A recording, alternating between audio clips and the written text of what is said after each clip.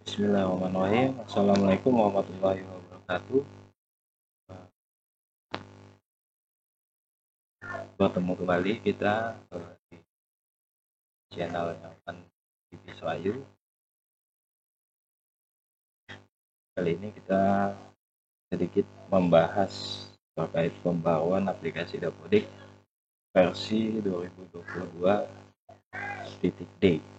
Jadi di tahun ajaran 2021-2022 semester genap ini yang kedua kalinya versi Dapodik rilis. Yang pertama kemarin dalam bentuk versi C, dan saat ini dalam patch versi D. Jadi kita lihat apa saja yang mengalami perubahan, pembaruan atau perbaikan pada aplikasi di versi D. Jadi tadi sudah saya rangkum sedikit dari website Dapodik informasi pembaruan aplikasi versi D. Yang pertama, pastikan Dapodik teman-teman versi sebelumnya itu di versi C. Jadi pastikan versi C. Kemudian tahap selanjutnya kita mengunduh file patch Dapodik versi D melalui laman website Dapodik. Jadi nanti tinggal diunduh di sini, dan kalau sudah diunduh patch-nya, lanjut diinstal. Nanti kita coba install versi D. Setelah diinstal, jangan langsung login dulu. Pastikan browsernya sudah di refresh dengan cara tekan di keyboard laptop atau PC-nya Ctrl dan F5 atau Ctrl plus F5. Kemudian baru kita login ke aplikasi Dapodik. Nanti dilihat, pastikan tampilan aplikasi sudah versi 2022D.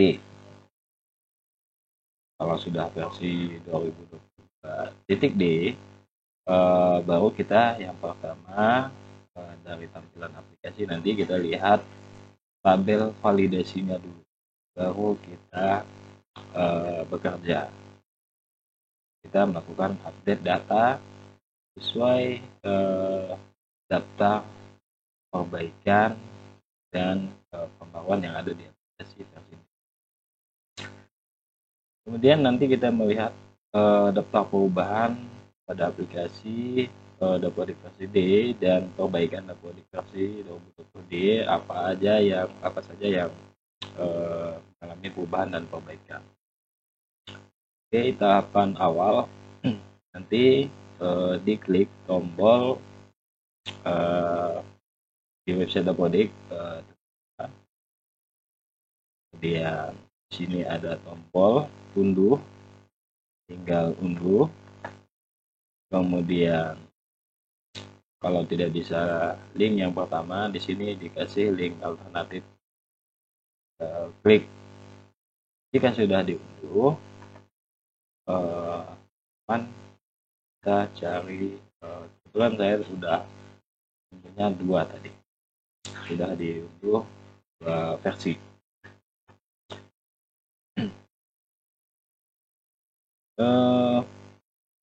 Informasi pembaruan aplikasi versi 2022D itu ditujukan ke semua jenjang. Jadi di sini jenjang PAUD, Tikmas, dan Tikdas. Jadi ditujukan untuk semua kepala satuan pendidikan di seluruh Indonesia. Di PAUD, SD, SMP, SMA, SMK, Dikdasmen. Nah, jadi semua jenjang harus melakukan update ke versi D. Sebelum masuk ke proses install, kita lihat dulu apa saja yang mengalami pembaruan versi D. Yang pertama, penambahan validasi.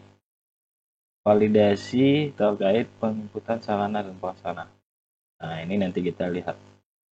Ada tambahan validasi terkait penginputan sarana dan prasarana. Yang kedua, ada pembaruan penambahan lembar konfirmasi pada saat sebelum melakukan sinkronisasi. Di versi sebelumnya itu juga ada, tapi di versi 2022D nampaknya ada tambahan baru lagi. Seperti apa tampilannya nanti kita lihat. Kemudian penambahan validasi terkait panjang, lebar, dan luas pada tanah dan bangunan. Jadi mungkin nanti di sini di pembaruan ini yang banyak terkena invalid di Dapodik teman-teman. Jika pada tanah dan bangunan tidak terisi lengkap, nanti dia bakal invalid. Kemudian ada perbaikan bugs validasi lokal terkait pengecekan kepala sekolah. Jadi ada perbaikannya dari versi yang sebelum. Perbaikan penginputan nilai UPK. Apa perbaikan penginputan nilai UPK ini untuk jenjang Dikmas atau jenjang Dikmas. Kemudian perbaikan bugs pada profil guru untuk penghitungan pensiun kepala sekolah. Nanti ketika diklik profil guru akan ada perbaikan perhitungan pensiun kepala sekolah. Kemudian yang ketujuh, penutupan user interface terkait informasi nomor rekening BOS atau BOP. Ini mungkin maksudnya tidak bisa lagi diubah melalui aplikasi Dapodik. Karena untuk perbaikan nomor rekening itu melalui BOS online. Jadi BOS Kemdikbud. Jadi tidak lagi di aplikasi Dapodik. Yang ke-8, penutupan user interface pengisian yayasan. Pindah ke laman portal yayasan.data.kemdikbud.go.id. Ini khusus untuk sekolah swasta yang berbadan hukum yayasan. Kemudian yang ke-9, penutupan perubahan tugas tambahan. Ini yang sangat berubah dari yang sebelumnya. Di versi C kemarin untuk menambah tugas tambahan kepala sekolah, PLT, dan untuk mengisi TSD, menyelesaikan tugas tambahan itu melalui aplikasi Dapodik Sekolah.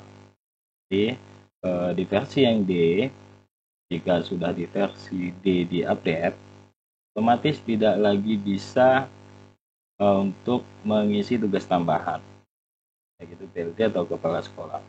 Jadi untuk penambahannya harus melalui admin dinas. Jadi dipindahkan ke menu manajemen dinas.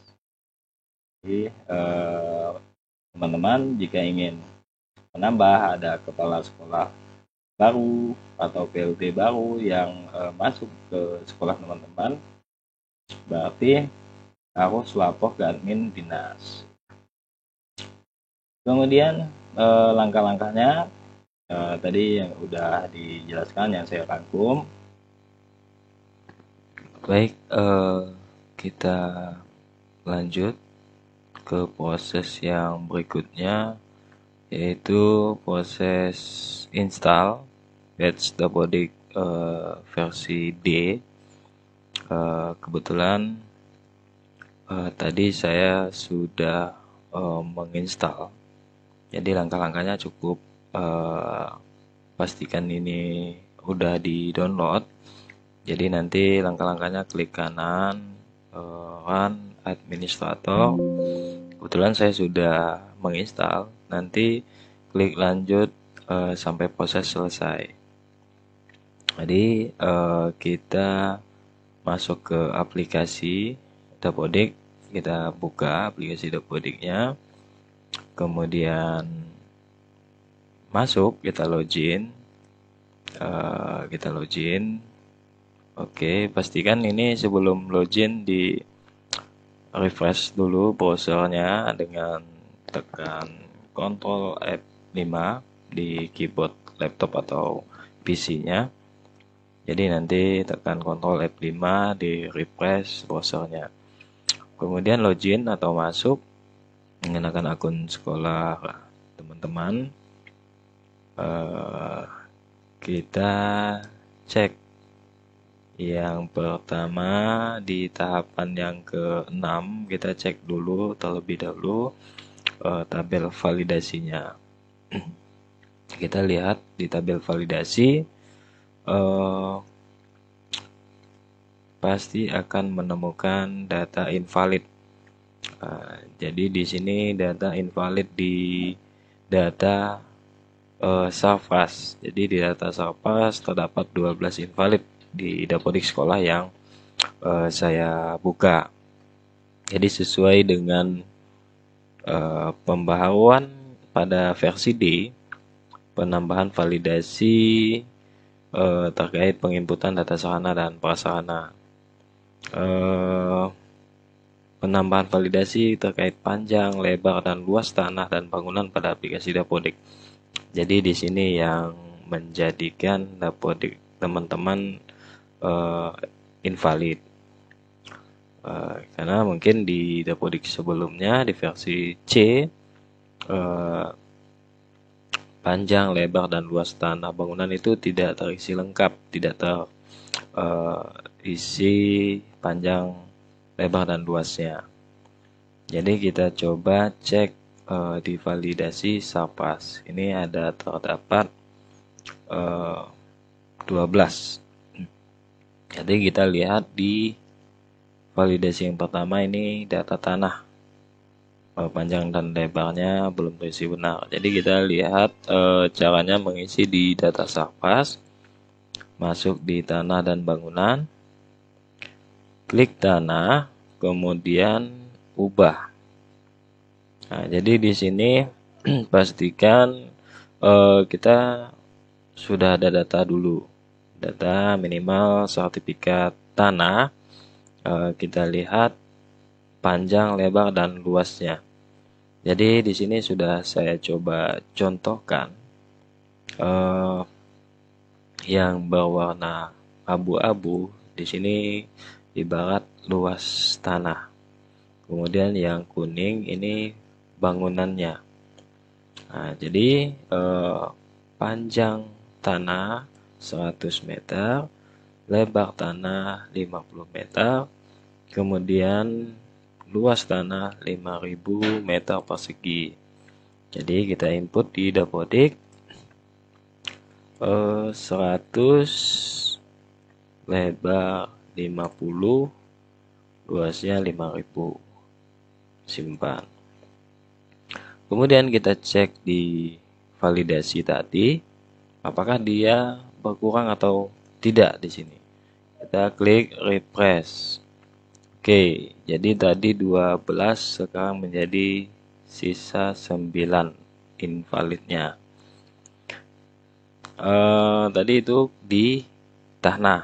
Nah, sekarang ini di data bangunannya yang belum benar dalam pengisiannya. Jadi kita masuk lagi ke tanah, kemudian klik bangunan.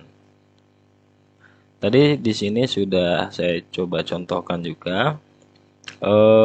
Lebar bangunan 7 meter, panjang bangunannya 7 meter, luas totalnya 49 meter persegi. Kita masuk ke Dapodik, klik ubah. Panjang 7 meter, lebar 7 meter, luas 49. Oke, selesai. Jadi kita cek di validasi, kita klik refresh. Secara otomatis data bangunannya sudah tidak lagi invalid. Kemudian kita lanjut ke data periodik yang masih belum terisi untuk data alat. Nah, jadi di sini alat-alat. Jadi kita cek di sini yang belum lengkap periodiknya apa? Alat semua. Alat jenis sarananya tempat yang pertama ini ya, tempat tidur UKS di ruang UKS. Jadi kita cek di jenis sarananya tempat tidur, kemudian kita lihat di ruang UKS. Jadi di yang pertama alat, kemudian ruang UKS. Oke, kita cek ruang UKS. Kita tampilkan tempat tidur. Tempat tidur UKS. Oke. Kemudian klik menu aksi periodik. Jadi di sini harus diisi. Karena totalnya 1, jumlah layaknya 1, simpan. Kemudian kita cek di validasi lokalnya lagi. Tadi sisa 6. Kemudian kita klik refresh. Oke, dia sudah tidak lagi invalid. Kemudian ruang UKS. Di sini semua yang ada di ruang UKS. Timbangan badan. Kita klik menu aksi periodik, klik 1, simpan. Kemudian perlengkapan P3K. Menu aksi periodik, klik 1, simpan. Lemari dengan termometer badan. Lemari. Menu aksi periodik, simpan. Termometer badan, menu aksi periodik, simpan. Yang selanjutnya selimut, klik menu aksi periodik, klik 1, simpan. Kemudian validasi, kita refresh. Oke, data invalidnya sudah 0. Jadi sudah tidak ada lagi yang invalid. Kemudian kita lihat perubahan yang berikutnya.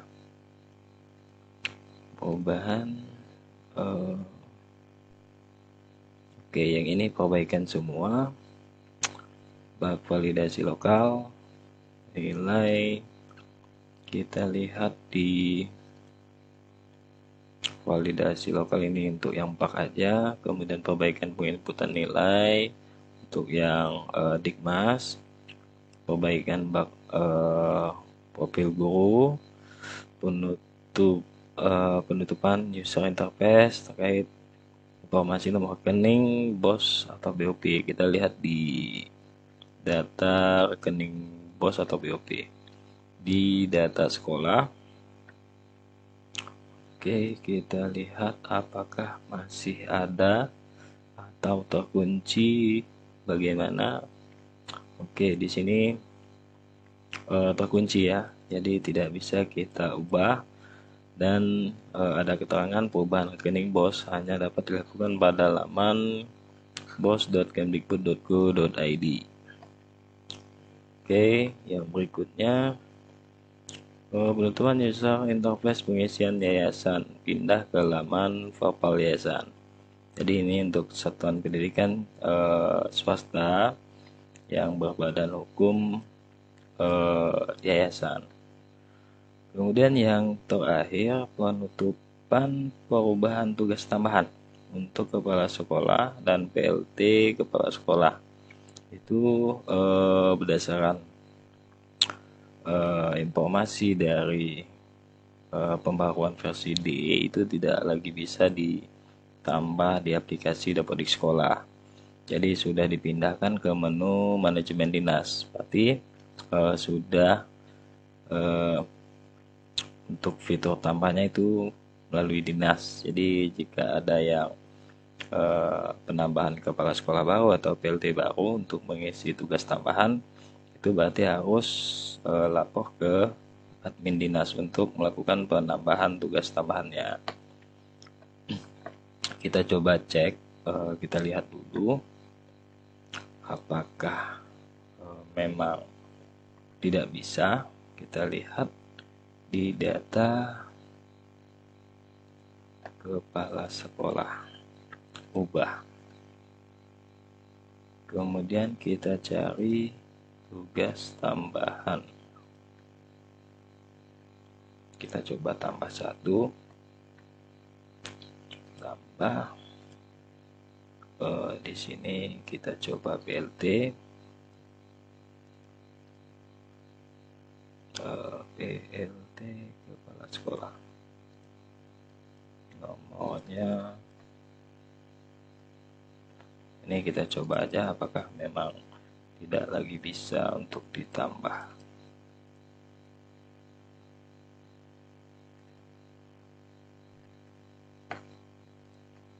Simpan. Oke, ternyata di sini masih bisa ya. Mungkin masih belum sampai ke versi yang ini, mungkin belum selesai diperbaiki. Nanti apakah mungkin ada tahapan yang selanjutnya kita harus menggunakan tarik data, atau ketika nambah di sini di dapur di sekolah, ketika mau sinkron itu tidak terbaca. Nah, jadi di server masih tidak terbaca kalau kita menambah di sini. Nah, jadi untuk penambahannya tetap melalui dinas, mungkin seperti itu. Oke, yang tadi kita tambah baru kita hapus saja.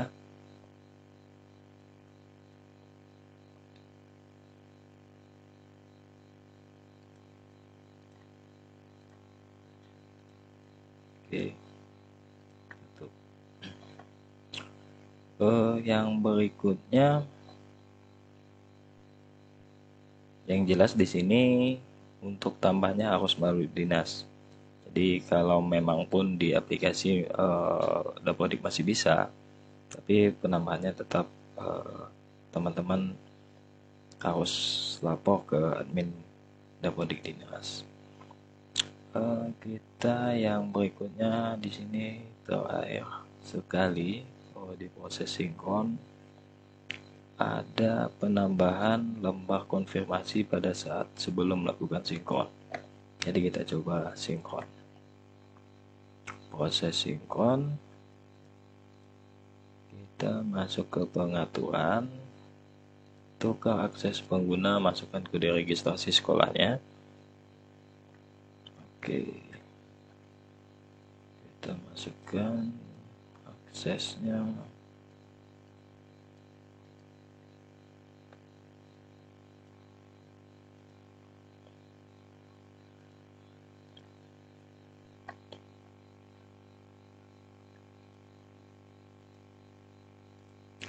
Lalu kita sinkron, validasi dulu sebelum melakukan sinkron.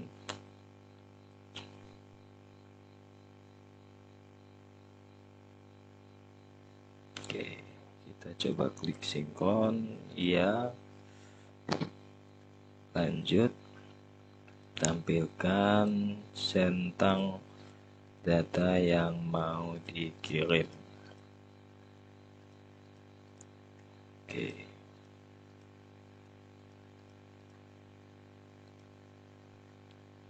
Konfirmasi, lanjut sinkron, lanjut, klik ya.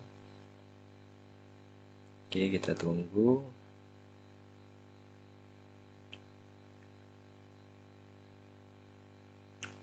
Nah, proses sinkron ini membutuhkan koneksi internet yang lancar. Jika terhubung berarti koneksi internetnya sudah bisa. Oke, sepertinya tidak ada perubahan di sini. Coba saya klik sinkron.